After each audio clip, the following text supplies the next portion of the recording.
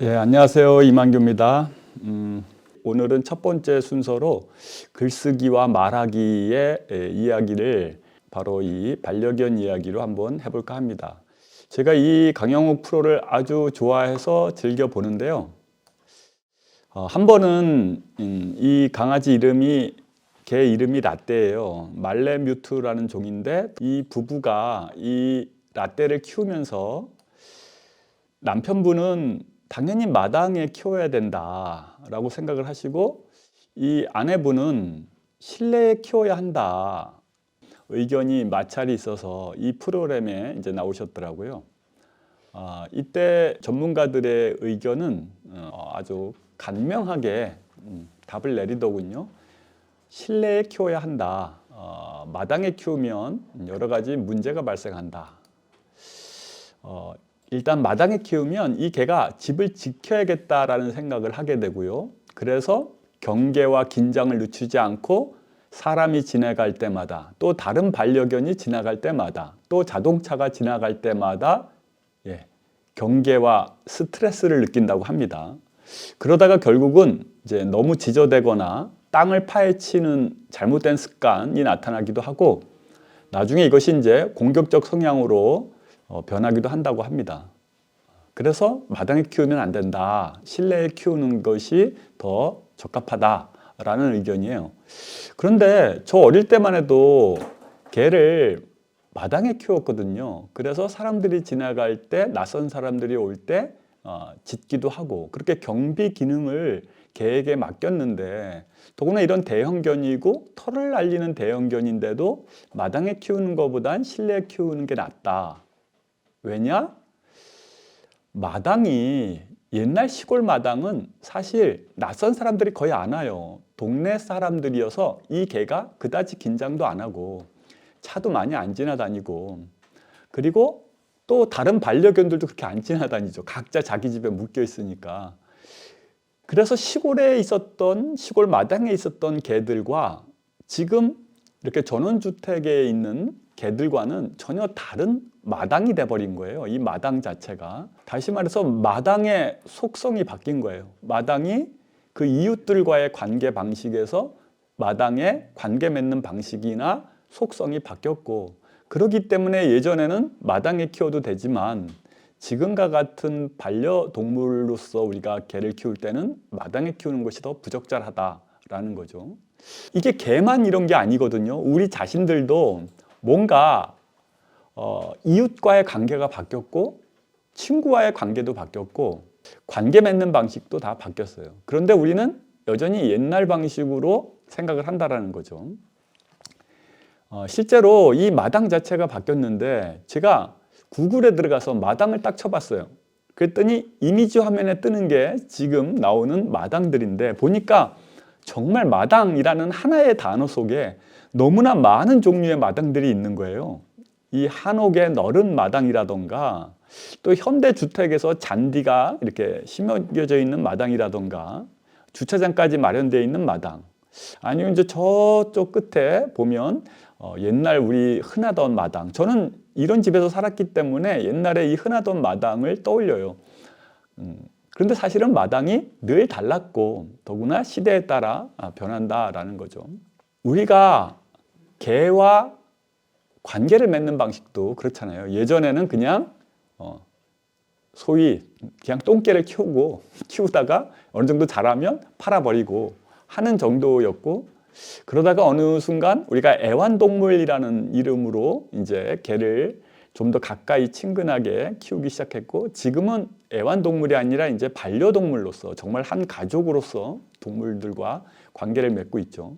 이런 식으로 사실은 이 세계의 모든 것들이 관계를 맺으면서 그 속성이 변화하면서 새로워지고 있고 더구나 현대사회는 기후위기나 4차 산업혁명이나 여러 가지 변화들이 굉장히 빠르게 아주 눈에 띌 정도로 빠르게 나타나는데도 불구하고 우리는 계속해서 옛날 습관대로 이야기를 나누고 생각을 하고 관계를 맺으려고 해요. 그러다 보면 사실은 이 흐름 속에 우리가 뭔가 놓치는 게 많이 생기겠죠. 그래서 저에게 글쓰기라는 것은 지금 이 마당 하나로 봤듯이 마당의 관계가 바뀌고 속성이 바뀐다. 혹은 개의 관계가 바뀌고 개의 본성도 바뀐다.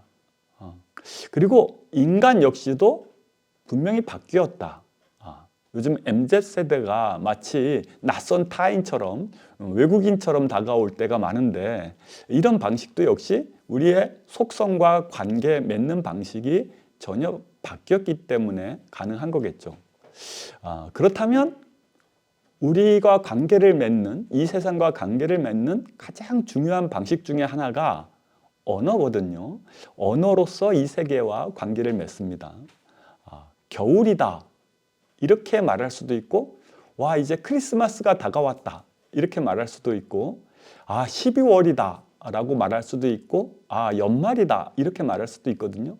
우리가 똑같이 지금 12월 초에 들어서 있지만 이것을 가지고 이야기할 때 12월이다, 연말이다, 그리고 크리스마스가 다가왔다 같은 전혀 다른 단어를 사용해서 이 12월과 관계를 맺게 되는 거죠. 사실 인간은 생각하는 존재여서 이 세계를 감각만으로 받아들이는 것이 아니라 감각이 들어오고 자극이 들어오면 그것을 하나의 생각으로 변환시켜서 인식을 하게 되는 거죠. 그래서 모든 인간의 관계 맺기의 핵심은 그 사람이 그 사건을 어떤 생각 문장을 가지고 받아들이느냐가 핵심인데, 지금 말했듯이 우리 외부의 사건들, 마당, 개, 그리고 그 SNS, 그리고 이 대도시 밀집 대도시 이런 방식으로 모든 외형의 관계가 바뀌는데, 하물며 우리들의 언어가 안 바뀌면 사실은 옛날 방식으로 생각을 하게 돼요. 가장 제가 흔히 예를 드는 게, 아이가 수학을 50점 맞고 왔다라고 하면, 아이고 너는 아빠 닮아서 혹은 너는 엄마 닮아서 수학 못하는구나. 이게 예전에는 통했는데 지금은 말도 안 되는 거거든요. 사실은 우리가 반응할 수 있는 방식이 있겠죠. 너가 영어는 잘 봤는데 수학을 공부 안 하는 거 보면 수학 공부를 요번에는 좀 별로 안 했구나 라고 할 수도 있고, 혹은 수학 학원 다니는 데가 마음에 안 드니? 라고도 말할 수가 있고, 혹은 야, 너 수학 별로 공부 안 했는데 그래도 50점이나 나왔네? 라고 사실은 또 다르게 말할 수도 있거든요. 그러니까 모든 사건에 대해서 좀 더 구체적으로 살펴서, 자, 그러면 어디 문제를 한번 보자. 여기 틀렸네. 그러면 이거 왜 틀린 거지? 네가 볼 땐 뭐가 아쉬워? 이렇게 해야지만 사실은 이제 문제의 핵심으로 들어가는 건데, 예전에는 그냥 그걸 다 퉁쳤다라는 거죠. 뭐냐면 아빠 닮아서, 엄마 닮아서. 우리가 어떤 사건을 이제는 경험하려고 하면 옛날 언어를 가지고 들어오면 안 된다라는 거죠. 그래서 저는 생각 문장이 바뀌면 실체와 관계가 모두 바뀐다라고 생각을 합니다. 제가 17년 동안 글쓰기 강의를 하면서 가장 실감한 부분이 바로 이거예요. 그래서 하나의 문장으로 만들어서 요약하면 언제나 지금 사용하는 생각 문장보다 더 나은 생각 문장이 존재한다. 이것이 이제 제가 글쓰기, 말하기, 듣기, 읽기 전체에서 가장 중요한 핵심 제 문장입니다. 하나의 예를 간편하게 드려보겠습니다. 정말 실생활에서 우리가 언어를 어떻게 사용하는지. 첫 번째 예는 이제 아침 출근을 하는데 길을 가다가 돌부리에 걸려서 넘어졌어요. 그래서 무릎이 살짝 다쳤어. 아주 크게 다치지 않아서 약간 쩔뚝이면서 이제 버스 정류장으로 갑니다. 근데 넘어져가지고 한 30초 시간을 끄는 바람에 버스가 코앞에서 싹 가버렸어. 그래서 그 다음 버스를 기다려야 돼요. 그래서 오늘 뭔가 일진이 안 좋은데 하는데 그 사이에 비가 툭툭 내려요. 그래서 비까지 맞아야 돼. 그래서 오늘 우연히 돌부리에 걸려 넘어져서 갔더니 또 버스는 코앞에서 사라지고, 그리고 비까지 와서 비 맞고 그 다음 버스 탔다. 정말 재수없는 날이었다. 일진이 안 좋은 날이었다. 이렇게 말할 수도 있거든요. 그런데 이 사건을 우리가 다르게 받아들일 수도 있어요. 내가 너무 서두르다가 혹은 약간 딴 생각을 하면서 출근을 하다가 돌부리에 걸려 넘어졌고, 그리고 나서 좀 서둘렀어야 되는데 너무 시간에 바토 맞춰서 왜 나오다 보니까 마을버스를 코앞에서 또 놓치게 되고, 그리고 일기예보라도 봤으면 우산이라도 준비해 왔을 텐데 그마저도 또 준비를 안 해서 비까지 맞았다. 그러니까 사실 이 세 가지는 다 내가 봐도 내가 좀 주의를 했으면, 잘 염두에 뒀으면 일어나지 않을 일이어서 이거는 내 실수다, 내가 부주의해서 일어난 실수들이다, 이렇게 또 말할 수가 있거든요. 그런데 또 어떤 사람은 이렇게도 말을 해요. 돌부리에서 걸려 넘어졌는데 뭐 바지가 찢어지거나 막 피가 나거나 그러지는 않았어요. 살짝 겉에 피부만 마찰을 겪은 것 정도 같고, 다행히도 크게 막 넘어지거나 그러지는 않았어요. 그리고 또 뭐 버스를 놓쳤는데 다음 버스를 기다렸더니 다음 버스에는 좌석이 있어, 앉을 좌석이. 그래서 운 좋게 또 좀 늦긴 했지만 앉아서 갔어요. 그리고 그 버스를 기다리는 동안 잠깐 서점에 들렀는데 내가 구입하고 싶은 딱 좋은 책이 있어가지고 책도 구입을 했어요. 그러면 이 세 가지의 재수 없는 일, 불행한 일이 다 어쩌면 행운의 일로도 바뀌거든요. 그래서 이 사람은 오늘 운이 좋네, 이렇게도 말할 거예요. 그러니까 세 명이 똑같은 일을 겪었는데 어디에 포인트를 맞추느냐에 따라서 사실은 단어, 생각 문장의 변화가 생기는 거죠. 그래서 첫 번째 사람은 재수가 없다 오늘 하면서 이것을 재수의 문제로만 딱 생각할 수가 있고, 두 번째 문제는 오늘 실수가 많았어, 내가 너무 부주의했어, 그리고 이제 자기 문제로 돌릴 수가 있고, 그리고 세 번째 문제는, 세 번째 사람은 오늘 그래도 운이 좋았어, 내가 이런저런 실수나 부주의한 행동을 했는데도 결과적으로는 다 운이 좋았네, 이렇게 말할 수가 있죠. 그렇기 때문에 사실 이 세 유형은 제가 볼 때 살아가는 데 있어서의 세 유형인 것 같아요. 우리가 겪는 사건을 그 전의 방식으로 운이 좋다라던가 재수가 없다라던가 아주 즉자적인 방식의 단어를 사용해 왔던 사람이라면, 두 번째 사람은 자신의 삶에서 겪은 일들을 스스로 가만히 성찰해서 내가 그 문제를 피하거나 불러일으킨 것은 아닌가, 피할 수 있는데 불러일으킨 것은 아닌가 라고 생각함으로써 생각 문장을 사용하는 사람이어서 사실은 굉장히 주도권을 쥐게 되죠, 이럴 경우는. 그리고 세 번째 사람은 그 상황이 정말 안 좋은 일인가를 꼼꼼하게 따져서 그것을 좀 더 긍정적인 에너지로 또 사용하는 방법도 있겠죠. 그래서 어떻게 보면 이거는 우리가 사건을 처리하는 세 가지 스타일이기도 합니다. 사실 저는 글쓰기 공부를 하면서 언어가 우리 몸속에 들어와서 어떤 작동을 하는가에 굉장히 주목하게 됐어요. 근데 지금 말씀드렸듯이 우리 앞에서 일어나는 동일한 사건도 다 다르게 받아들이는 힘을 갖게 해주는 것이 바로 언어다. 그 사람이 어떻게 생각 문장을 사용하냐에 따라서 전혀 다른 사건으로 언제든지 변한다. 우리가 삶에서 겪는 기본 사건들은 거의 동일하고 비슷한데 왜 사용하는 생각 문장은 다를까? 그리고 사용하는 생각 문장이 바뀐다면 어떤 일들이 벌어질까? 이게 글쓰기 강의를 하면서 제가 가장 흥미롭게 관찰했던 부분입니다. 최근에 낸 것은 이 대화편으로서의 사랑을 글쓰기로 배웠어요에서 이제 글쓰기 대화법까지 제가 공부하게 됐습니다. 제가 글쓰기를 강의를 하면서 느낀 것 중에 하나는, 처음에는 소설가 지망생, 또 블로그라도 잘 쓰고 싶다, 또 논문이라도 잘 쓰고 싶다 등등의 글을 잘 쓰려고 하는 수강동인들과 함께 이제 글쓰기 공부를 시작했어요. 그리고 어떻게 하면 더 좋은 글을 쓸까를 하는데 독서가 부족하구나. 쓰기를 잘하려면 읽기를 잘해야 되는데 다들 책을 잘 못 읽거나, 그런데 저희 모임에 온 사람들은 기본적으로 300~400권 읽었다 그러고 1000권 읽었다는 사람들 다 있는데, 그런데도 글이 왜 이럴까 싶어서 그러면 독서를 같이 해보자. 그래서 제가 2006년에 글쓰기 공작소를 시작했는데 한 2010년쯤에 독서까지 이제 이 프로그램 안에 집어넣어서 같이 독서를 해보자라고 해서 처음에 돈키호테를 했는데 너무 깜짝 놀랐어요. 돈키호테에 대해서 독서 토론을 하는데 다들 책은 덮어놓고 그냥 이야기를 하더라고요. 너무 놀랐어요. 그 책에 실제 쓰여 있는 언어는 버리고 자기 언어로 말을 해버리기 시작하니까 사실 그건 돈키호테가 아니거든요.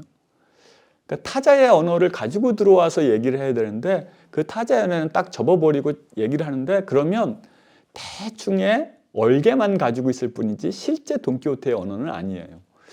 그래서 이거 안 돼. 우리 그러면 독서 토론도 같이 하자. 그래서 어느 문장이 좋고 어느 단락이 좋고 어디 챕터가 좋은지를 정확하게 왜 이 책은 우리에게 감동을 줬지?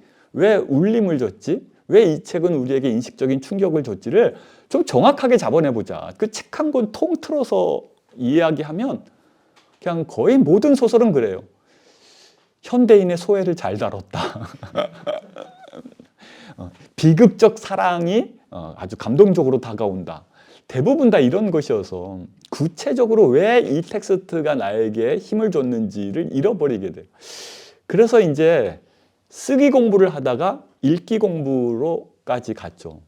자, 그래서 쓰기와 읽기 공부를 하고 있는데 쓰기 읽기 공부를 하고 오후 2시에 모여서 한 7시, 8시까지 하다가 이제 저녁을 먹고 뒤풀이를 해요.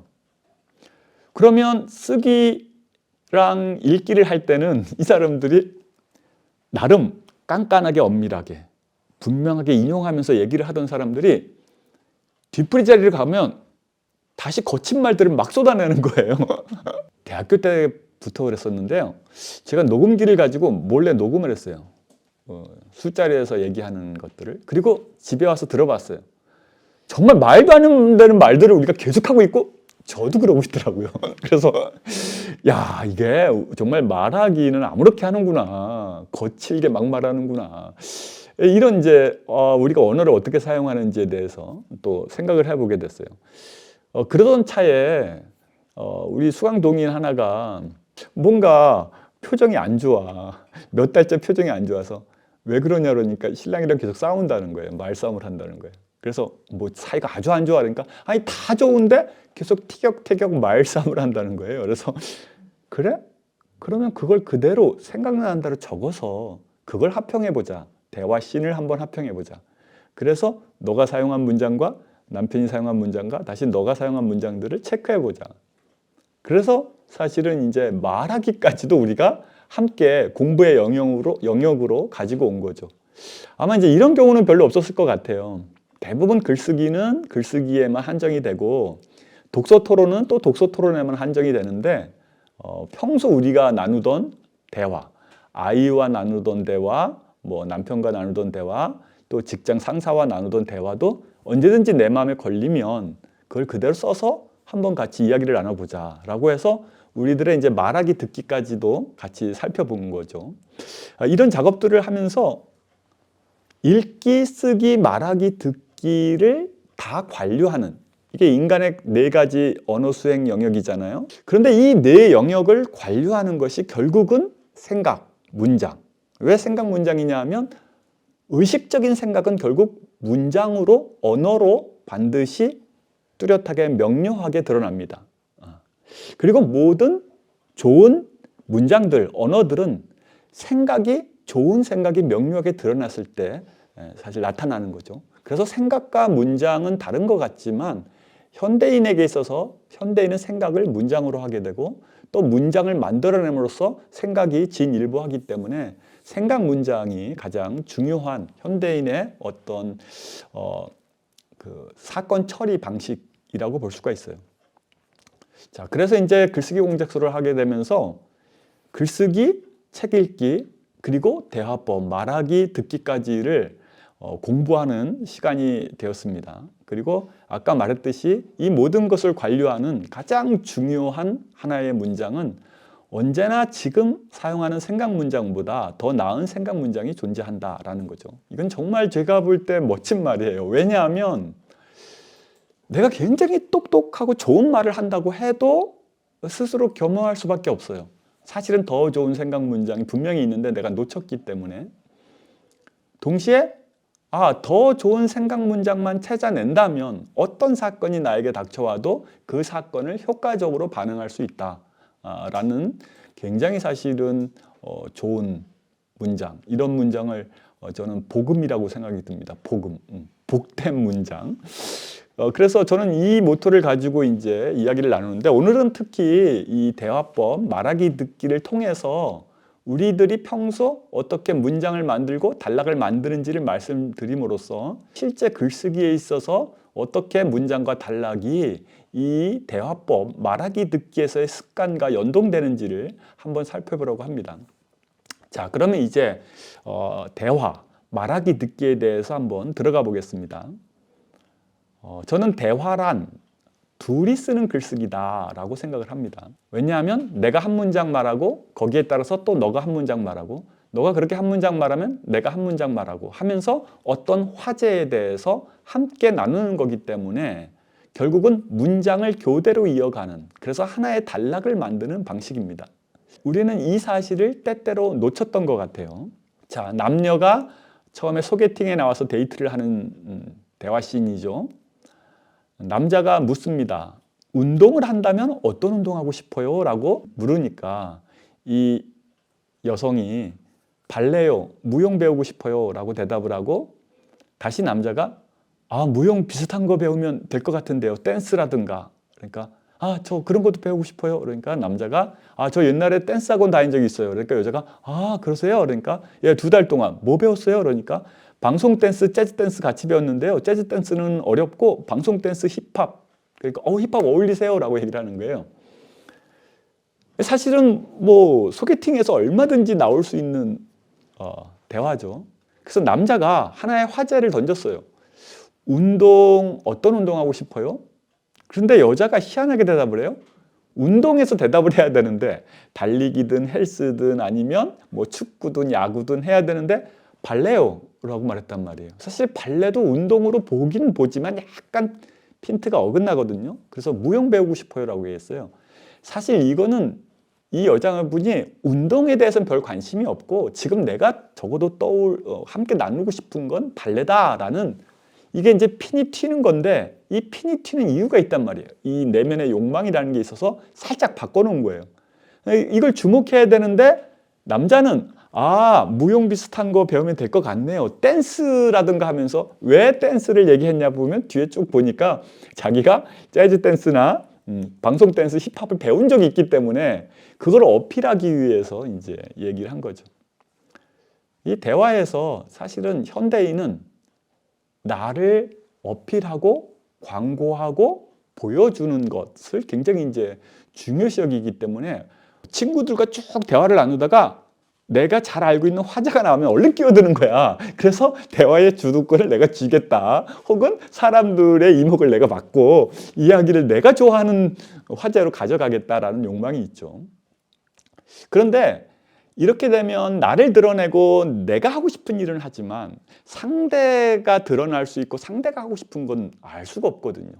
그래서 이렇게 헤어지면 사실은 내 어필까지만 된 거고 상대가 뭘 어필하고 싶은지 상대 마음이 뭔지를 알 수가 없어요. 그래서 사실은 이게 약간 자기 손해예요. 그런데 보면 상대방이 뭘 하고 싶고 상대방의 욕망을 뭔지를 아는 게 나한테는 사실은 그 다음 관계 맺기에서 훨씬 좋거든요. 그래서 이때 굳이 여자가 살짝 방향을 바꿔서 발레요, 무용이요 라고 했으면 얼른 글로 가야 돼요. 무용이요? 어떤 무용 배우고 싶나요? 라든가 발레요 하셨으면 되게 잘 어울렸을 것 같아요 라고 해서 이분이 말하고자 하는 방향으로 이제 갔어야 되는 거죠. 그러면 이분이 굉장히 재미난 얘기를 할 거예요. 나 4학년 때까지 발레를 했었는데 그때 우리 집안 형편이 굉장히 안 좋아져서 중간에 망쳤다. 그러면 굉장히 중요한 얘기가 나온 거예요. 집이 무슨 일 있었어요? 우리 그때 아빠 사업이 망해서 사실 외갓집 가서 한 2년을 살았다. 굉장히 중요한 얘기가 나와요. 사실은 그때 가족들이 도와줘서 정말 가족이 제일 소중하더라고요. 이렇게 말하는 사람도 있을 것 같고 역시 돈이 없으니까 다 우리를 무시하더라고요. 돈이 제일 중요해요 라고도 말할 수 있어요. 정말 그 사람에게 있어서 제일 중요한 가치가 뭔가를 드러내는 굉장히 좋은, 내가 알 수 있는 되게 좋은 기회거든요. 그러면 내가 그 다음에 어필하더라도 거기에 맞춰서 어필할 수 있고, 혹은 그 사람이랑 더 만날까 안 만날까도 거기에 맞춰서 또 나도 판단할 수가 있는데, 이 내 광고만 잔뜩 하게 되면 이걸 다 놓치는 거죠.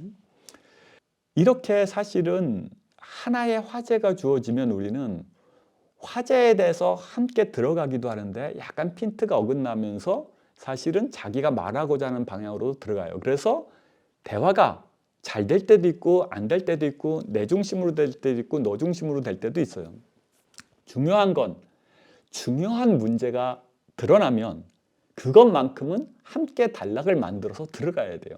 가장 중요한 게 그거예요. 대화에서는 그 대화가 소중한 만큼 반드시 깊이 있는 단락을 만들어야 한다. 이게 대화의 핵심이에요. 그래서 하나의 화제가 딱 떠올랐을 때 그 화제가 흥미롭고 소중한 거면 그만큼의 단락을, 근데 그 화제가 엄청나게 중요한 거면 더 깊은 단락을 만드는 것이 가장 대화에서 중요하다. 중요한 단락을 많이 만들면 사실은 우리의 정신은 섞여버린 거예요. 그래서 중요한 단락을 많이 나눈 사람과는 헤어지게 되면 마음이 찢어지듯이 아픈 거예요. 왜냐하면 그동안 그 사람과 정신의 영역, 마음의 영역에서는 생각 문장으로 서로 문장을 이어서 깊이 있는 단락을 만들고 깊이 있는 공감을 했는데, 그 사람이 내가 싫다고 해서나 아니면 무슨 일이 생겨서 헤어지게 되면 그 사람이 어디선가 나를 흉보고 있다는 정보가 들어오면 굉장히 사실은 마음이 아픈 거죠. 그래서 제가 이 대화법을 이렇게 공부하면서 깜짝 놀란 것이, 하나의 문장을 만든다. 그리고 문장을 잘 이어간다. 그리고 의미 있는 단락을 잘 만들어낸다. 불필요한 단락은 오래 만들지 않는다. 이런 것들이 글쓰기 원리와 똑같이 진행이 되는 게 너무 신기하고 재밌었어요. 뿐만 아니라 사실은 한 사람이 만든 단락 만들기와 두 사람이 대화를 통해서 만든 단락 만들기는 같은 모양새다라는 게 제일 신기한 발견이었고요. 그렇다면 사실은 대화를 잘하는 사람은 어떤 사람이냐면 평소에 단락을 잘 만드는 사람들이에요. 문장을 잘 이어가는 사람들이에요. 문장을 잘 만드는 사람들이에요. 이 훈련이 안 돼 있으면 내가 오늘 내 딸을 사랑하니까 내 딸이랑 대화를 나눠야지. 내가 오늘 저 사람이랑 뭔가 소중한 시간을 보내야지라고 마음을 먹어도 내 대화법이 그게 안 돼 있기 때문에, 문장 만들기도 제대로 안 돼 있고 문장 읽기도 제대로 안 돼 있고 단락 만들기도 안 돼 있기 때문에 사실 잘 안 되는 거죠. 그래서 그러면 내가 단락을 평소에 어떻게, 문장을 어떻게, 문장 읽기를 어떻게 잘 만들어야 되냐는, 사실 평소 혼자 있을 때 스스로 풍요롭게 많이 생각하는 이 힘이 있어야지만 사실은 타자와도 풍요로운 대화가 가능해지고요. 그리고 이렇게 열려있는 생각을 많이 할 때 타자가 새로운 나와는 다른 의견을 내더라도 얼마든지 그것을 내가 열린 마음으로 또 받아들일 수가 있죠. 그래서 결국은 아까의 문제로 다시 돌아가는데, 말하기, 듣기는 읽기, 쓰기와 연동되면서 결국 생각 문장의 문제다라는 게, 그럼 또 어떻게 내가 그런 스스로 열린 생각을 풍요롭게 할 수 있을까? 결국은 책을 읽는 거예요. 좋은 책을 읽는 거예요. 왜냐하면 좋은 책이란 그 사람이 1년, 짧게는 1년, 길게는 10년, 20년을 공부해서 다양한 그 분야에 대한 다양한 의견, 좋은 생각 문장, 좋은 단락들로 채워놓은 거기 때문에 독서를 반드시 해야 돼요. 그러니까 사실은 읽기가 생각하기를 변화시키고, 생각하기가 말하기 듣기를 변화시키고, 이런 것들이 글쓰기에도 연동이 되고 하기 때문에 사실 이 전체는 같은 거예요. 제가 볼 때 4개의 영역으로 나뉘기는 하지만 결국은 같은 것이다. 그래서 글을 쓰고 공부를 하려면 첫 번째가요, 문장을 잘 만들고 단락을 잘 만들어야 돼요. 우리가 평소에는 둘째는 성격이 급하다, 그는 술을 너무 많이 마신다, 근린공원 관리가 엉망이다, 이런 말들을 그냥 사용해요. 그러면 이거는 해결이 안 돼요. 사실은 둘째가 성격이 급한데 내가 성격을 어떻게 수술할 수도 없고 유전자 정보를 빼내서 다시 바꿀 수도 없고, 아, 걔는 성격이 급하구나, 이렇게 돼버리는 것이고, 또 그는 너무 술을 많이 마신다 라고 하면 우리가 말할 수 있는 게 술 줄이라 그래. 근데 술 좋아하는 사람이 술 줄이겠어요? 이것도 해결 방법이 안 돼요. 그리고 더구나 여기서 이렇게만 하는 게 아니라 그 아빠 닮아서 성격이 급해, 엄마 닮아서 그래, 아니면 그는 그 아빠도 술 많이 마셨어, 시아버지도 술 많이 마셔, 뭐 이렇게 우리가 자꾸 다른 데로만 전이시키면서 문제를 확장시키지 그 안으로 들어가질 않아요. 이게 일반적으로 사용하는 통념 언어이고 일반 언어예요. 이렇게 나를 진단하게 되면 사실은 해결 방법은 절대 안 나옵니다. 그런데 단락을 정확히 만들어요. 둘째는 성격이 급하다. 식사도 샤워도 5분 안에 끝낸다. 등교 때마다 빼먹고 가는 물건 때문에 다시 뛰어들어온다. 시험도 차분히 풀면 풀 수 있는 문제인데 너무 급하게 푸느라 틀릴 때가 많다. 물론 그만큼 제 잘못을 인정하는 것도 빠르다. 라고 하나, 둘, 셋, 넷, 5개의 뒷받침 문장을 달았어요. 더 구체적인 제시문을 달았어요. 이렇게 단락을 정확하게 만들면 사실은 성격 급한 건 사라져 버려요. 식사, 샤워 5분 안에 끝내면 그거 너무 부러운데? 그런데 혹시나 얘가 소화 기능이 안 좋으면 식사는 조금 느리게끔 뭐 음식을 약간 순서대로 놓는다던가 방법이 있겠구나. 그래서 방법이 아주 간단해요. 식사할 때 천천히 먹게끔 반찬이나 음식을 내가 조절을 해서 식탁에 놓는다. 이거면 돼요. 단락은 어떻게 만드냐 하면 하나의 주제에 대해서 더 구체적인, 더 구체적인 제시문을 다는 것인데, 다시 말해서 어떤 문제가 생기면 그 문제 안으로 들어가서 문제를 더 구체화하는 거기 때문에 얼핏 쪼잔해 보여요. 그렇지만 사실은 굉장히 정밀한 거고 정직한 거예요. 그리고 효과적이에요. 그리고 가벼워요. 저는 요새 최대한 이렇게 살려고 애쓰고 있습니다. 여러분, 시계가 고장나면 어떡하나요? 아마추어들은 시계를 버리고 새로 사요. 그런데 당연히 시계 전문가들은 시계를 뜯어서 건전지가 잘못됐는가, 스프링이 잘못됐는가, 톱니가 잘못됐는가를 봐요. 그러면 시계 전체가 고장난 적은 거의 없어요. 톱니가 하나 잘못되어 있고, 아니면 건전지가 잘못되어 있고, 아니면은 스프링이 잘못되어 있는 거죠. 그거 하나만 고치면 돼요.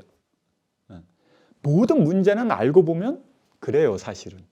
왜냐하면 이 세계가 전자들이 모여서 말하자면 원자가 되는 것이고, 원자들이 모여서 분자가 되는 것이고, 분자들이 모여서 물질이 되는 것이고, 물질이 모여서 하나의 제품이 되는 것인데, 그 제품이 고장나면 그 밑에 단위로 내려가야 돼요.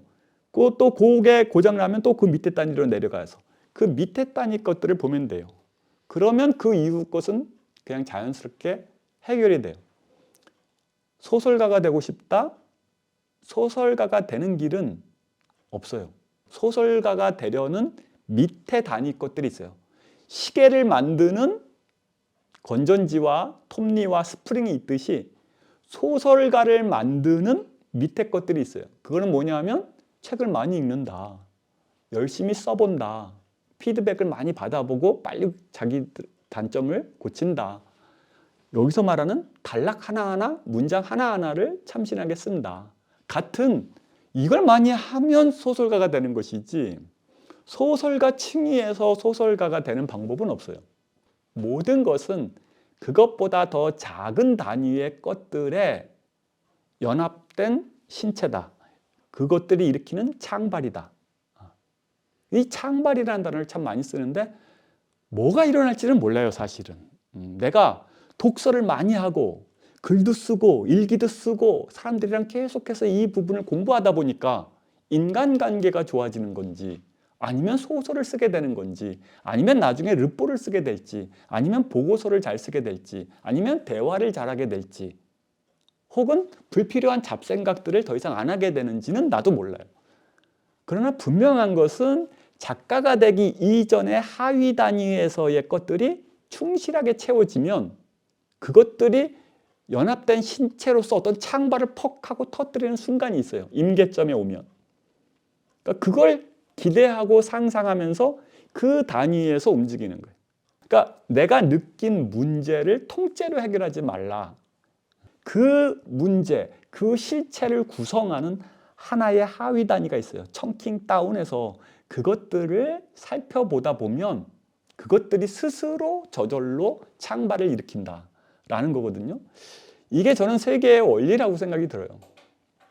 이거를 좀 멋있게 말하고 상투적으로 말하면 낮은 곳으로 내려가는 거예요. 한 단계 낮은 곳으로. 그래서 기초부터 자꾸 하는 거예요. 또 그 기초가 안 되면 더 기초인 것부터 내려가서 하는 거예요.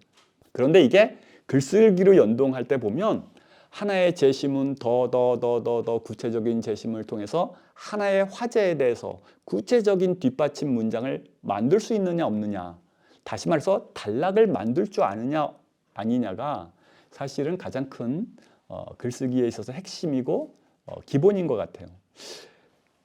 좋은 책이란 그 작가가 관심을 갖고 사랑하는 분야에 대해서 더 들어간 거거든요.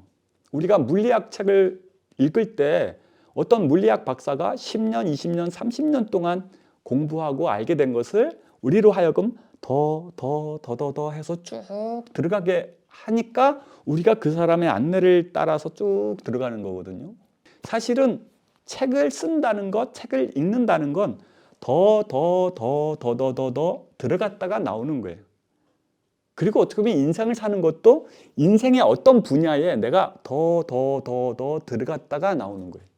이 더 들어갔다 나오는 것이 있어야지 쓸거리가 생기고, 있어야지 내가 이 세상을 그만큼 이해하거나 사랑하게 된 거죠.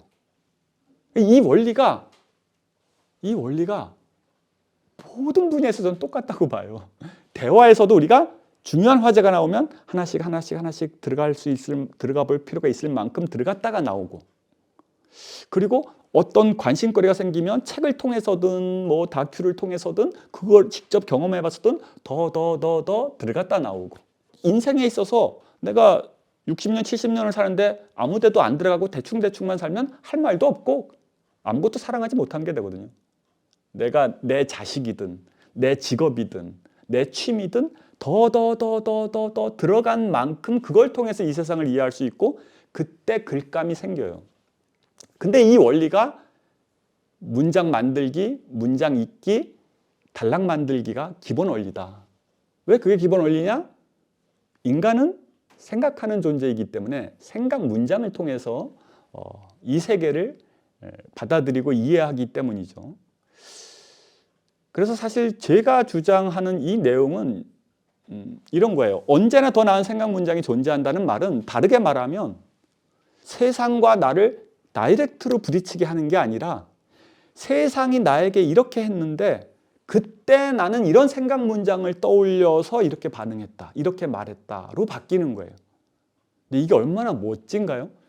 제가 나한테 욕해서 혹은 이 세상이 나를 무시해서 내가 이렇게 했다가 아니라, 제가 나에게 욕해서 세상이 나를 무시해서 그래서 나는 생각해가지고 이런 생각 문장으로 반응했다라고 하게 되면 내 행동의 원인은 이 세상이나 타인이 아니라 나 자신이 돼요. 나의 모든 행동의 원인이 나 자신이 되게 되는 것이 바로 생각 문장을 만드는 거예요. 자기만의 생각 문장을 만드는 거. 이건 제가 볼 때 유일하게 우리가 주체가 되는, 자율적인 주체가 되는 유일한 방법이에요. 이건 뭐 제가 볼 때 당연히 모든 분야에 있어서 제일 중요한 거라는 생각이 들어요. 그래서 이 근대 철학이 데카르트의 나는 생각한다 고로 존재한다라는 코기토로부터 출발을 했다면, 저는 이 문장을 변형해서 나는 생각 문장을 만든다, 고로 존재한다가 아니라 고로 내 삶을 창작한다, 이것이 근대 예술이다라고 하는 생각이 들어요. 더 나은 생각 문장이 있다라고 생각하고 더 나은 생각 문장을 찾는다. 그것이 제일 중요한데, 이것이 말하기, 듣기, 읽기, 쓰기, 그리고 세상과 만나는 모든 방법, 일상 속에 침투해 들어와 있다. 그렇기 때문에 생각 문장을 공부하는 방식은 인류가 이미 문자를 만들면서부터는 모든 인류의 기본 과제였어요. 제가 직업상 글쓰기를 공부해야 돼 라는 그 주제로 강의를 많이 하는데 하면서도 마음 한쪽으로 내가 왜 이 뻔한 걸 강의해야 되지? 산소를 많이 마셔야 돼, 좋은 공기 많이 마셔야 돼라는 걸 얘기하는 것 같은 느낌이 들어요.